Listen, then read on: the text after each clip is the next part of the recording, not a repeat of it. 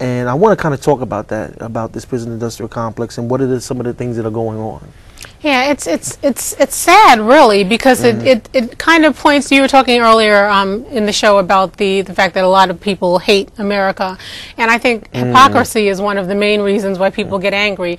And with the fact that the arrangements that we have with China that make it illegal for them to support prison labor or to force prison labor to support the economy is kind of hypocritical. I know there's no reverse agreement with the United States in terms of what they export and where it comes from, but the mere fact that they say that the Tariff Act of 1930 that said that we're not allowed to accept prison labor produced goods, you know, imported into the country, should mean that you don't think it's right. And if you don't think it's right, then you need to look in your own backyard and see what you're doing. I think that the United States needs to really analyze their policies, and if they think that there's something morally wrong or ethically wrong with that process itself, they really need to prevent it from happening in the United States, as we know is actually happening with the growth of the prison industrial complex. Well, I mean, when you talk about from 1972, it was pointed out that you had like a prison population of something around 300,000,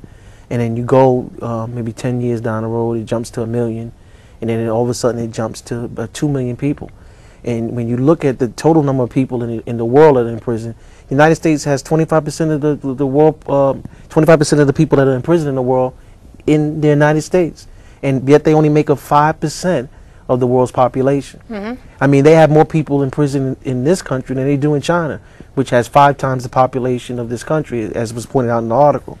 So I wonder to myself, I mean, when we talk about the economy's not doing well, what we really should be talking about, there's been a shift in the economy from the average everyday man and woman going to work to prisoners working. Yeah, and the laws that have been passed over the years, you know, with the Nelson, you know, with the Rockefeller law, and then the 3 strikes law, you know, for 3 felonies and you can get life, or, you know, people being convicted. I think there was a heinous conviction of someone who stole a car and 2 bicycles and got 3 25-year sentences or something nonsense, you know, some nonsense like that. The mere fact that the economic growth in that, you know, for major corporations is driving that is a problem, because now it's actually creating sentences that are harsher, you know, because they're going to have more, you know, more labor.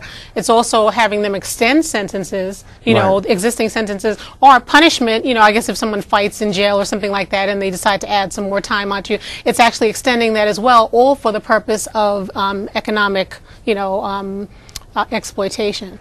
Now, the thing that I find very interesting about it is, again, you would think in this country, the United States of America, home of the land of the free, home of the brave, that you would be looking at giving people a second chance within jail, rehabilitation. But it seems like it's nothing but a hotbed for economic opportunity for corporations now. Yeah. And I would understand training people while they're in jail with a skill that they may be able to use when they come out, but it doesn't seem like that's the motive behind the situation. It just seems like they're taking advantage, because the mere fact that they don't have overhead in terms of insurance and workers' comp and all these other things, you're getting all these benefits as a result of having the labor. And if you wanted to say, okay, well, we're training them, we're giving them a skill, we're giving back, it would be one thing. But if you're paying someone 17 cents an hour, that is heinous. I know on previous shows we've talked about, you know, overseas where they're paying 12 cents an hour to people in India and some of the other countries. And I thought that was ridiculous, only to find out that in our own backyard in the United States that we're paying people 17 cents an hour, you know, to work on, you know, things that would cost a lot more, you know, with the minimum wage and all the other overhead that goes with employing an individual. And the thing that people don't realize, for example, what's the connection between the prisons and schools, where all of the desks, you know, who you think those desks were made at? The desks were made in prison.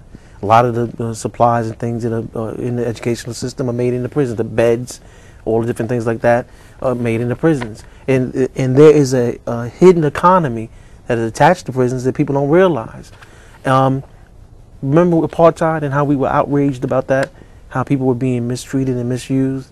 But it seems to be that, you know, since America doesn't know this is going on, they don't seem to care about it, it doesn't matter. But the problem is that of those 2 million people that are in jail, the majority of those people are people of color, black and brown. Yeah, and the parallel, we've even talked about this before, and they mentioned in the article, which was ironic, the parallel between that and the era with the black codes, you Right. know, where they were actually purposely jailing people in order to have prison labor or to have the use of, you know, the people in prison.